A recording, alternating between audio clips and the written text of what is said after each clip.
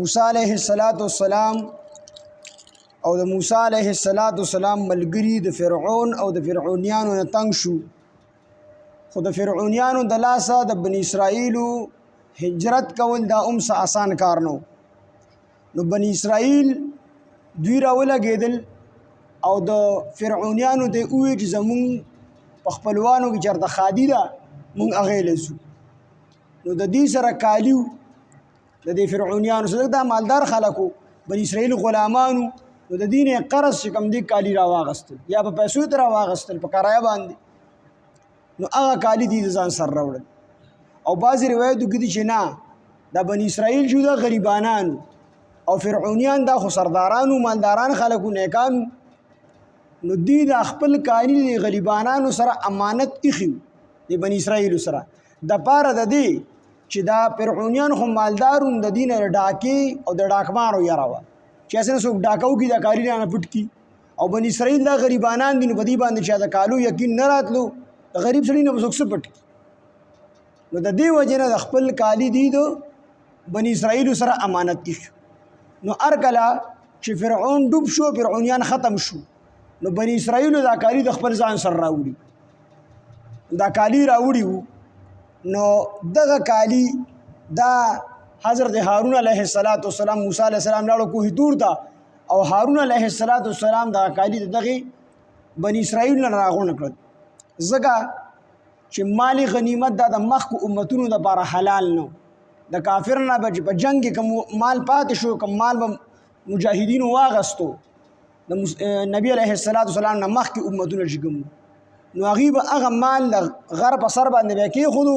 اور به پرې راپرېوتو، هغه به چې کوم دی وسوځو. خو دوی د خپل ځان دپاره نشو استعمالولی. دا د نبی علیه السلام خصوصیت دی چې نبی علیه السلام امت په جهاد وکړي،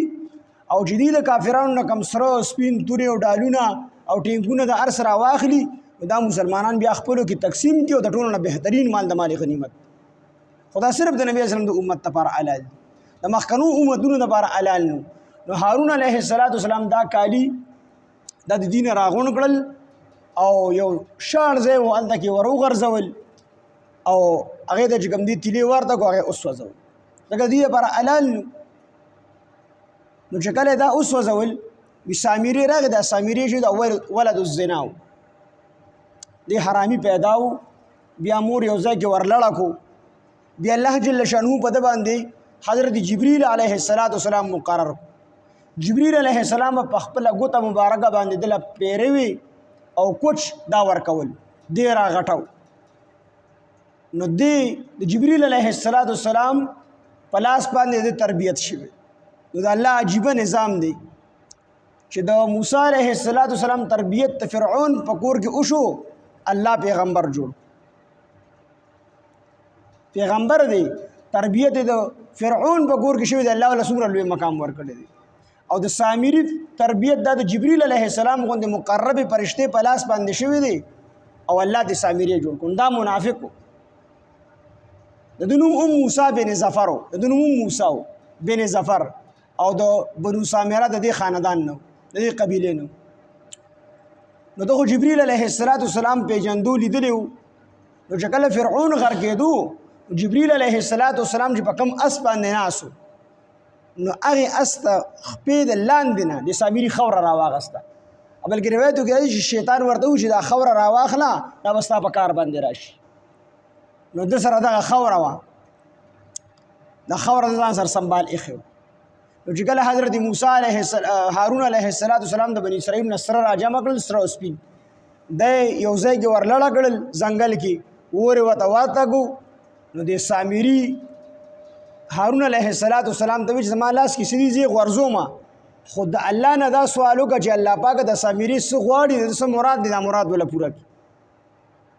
نو هارون علیه السلام دعا وکړله، نو سامري تش لاس ورلړه کړو، څه پکې ونه، تش لاس یې داسې کړو. نو سامري په زړه کې خدا وه چې الله د دې نه سخې جوړ کړي، او چې د دې سرو نه سخې جوړ شي بیا اواز کوي. نو دې سامري دعا وکړله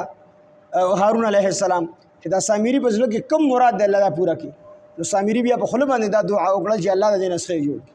نو چې سخې ته جوړ شو او هغې به ټې ټې اواز کړ.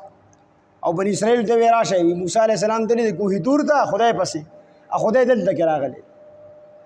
او بعضې روایتو کې دا دي چې د سامري لاندې قالب جوړ کړی د سخي قالب یې جوړ کړی او چې کله دی هارون علیه السلام د سره راغونډ کړل او دا دغلته د کندې ته ورلړه کړل او اور یې ورته ورته کړه نو د ځان لاندې ځای ډډ کړی د سخي په شکل باندې قالب یې جوړ کړی ځمکه کې نو چې دا سره سپین وولي کېدل هغه قالب ته بتلل ډډ ځای ته بتلل نو هغه چې راووت نو هغه تیار سخی و څنګه چې دا نقشې مقشې خلک جوړي مرغۍ یا بل څه شي هغې دپاره سانچه غونته کې جوړه کړي هغې ته چې هغه خټه مټه یا دغه کیمیکل ور واچي هغه لږ ساعت پس وچ شي سانچه ته خلاصه کړي نو مرغۍ یا د یو شي تصویر دې جوړ شوي دغه شان قالب د په ځمکه کې تیار کړ چې کله سره سپین وچ شو نو د هغې نه چې کوم دی سخی راووت تیار سخی و نو ده وله بیا هغه خبره راواغېستله خوله کې وله واچول نو هغې به ټېټې اواز کو ټېټې د سخي په شانتې اواز بیا کو نور څه چل یې نه دی کړی صرف د سخي په شان اواز بیا کو نو بني اسرائیل دا ډېر نازک قوم و د سامري ورته ویې راشئ ستاسو پیغمبر حضرت موسی علیه السلام کوه طور ته د خپل رب د راز او نیاز دپاره تللی دی او د خبرو کولو دپاره هلته تللی دی او د موسی علیه السلام رب راغلی دی دلته کې نو بني اسرائیل چې کوم دی عبادت شروع خلک چې موسی علیه السلام راغی ډېر زیات غوسه و د حضرت هارون علیه السلام یې د ګیرې او د سر نه یې ونیسو ورته یې دې تربیت سم نه دی کړی هارون علیه السلام ورته وایي چې ما دې زه ډېر کمزورې ګڼلی وم او انقریب د دې زه قتل کړی وي د دې وجې دې ته ما غږ نه شو کولی د هغې نه وروسته بیا موسی علیه السلام هغه معاف کړو او کومو خلکو چې د سخي عبادت کړی و د هغې توبه دا وه فتوبوا الی بارکم فقتلوا انفسکم ذلکم خیر لکم عند بارکم سورې بقره کې تېر شوي دي چې تاسو خپل ځانونه قتل کړئ نو کومو خلکو چې سخي عبادت نه و کړی نو هغې تورې راواغېستلې کومو خلکو چې سخي عبادت کړی و هغه قتل د هغې نه وروسته د دې توبه چې کوم دی قبوله شو